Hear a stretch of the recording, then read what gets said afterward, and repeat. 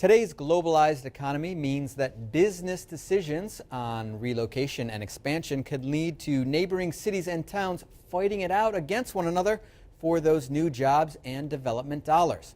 In today's cover story, we profile a new approach that stresses local cooperation against global competition to bring economic benefits to a region. Neighboring cities and towns working against, not with, one another is not a new concept. That local conflict and competition, fighting each other for small gains, rather than realizing you need to be collaborating to compete on a much bigger scale.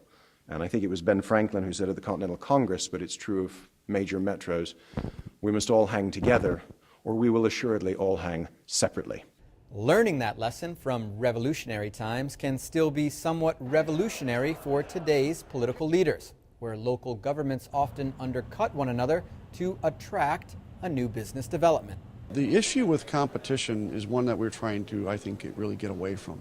You know, it doesn't help anybody out when a business is saying, I want you to compete against a guy 20 miles down the road. That's not really helping anybody out because the workers are coming from the same pool. The Alliance for Regional Development works to benefit a broad community along Lake Michigan from Milwaukee to Indiana. The agency stresses cooperation over competition.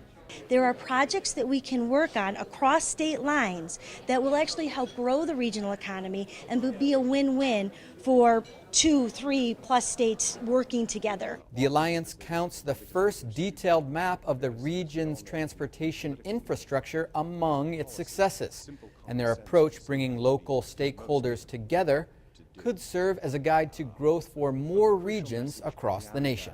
The rest of the world has really caught on that regional economic development makes sense.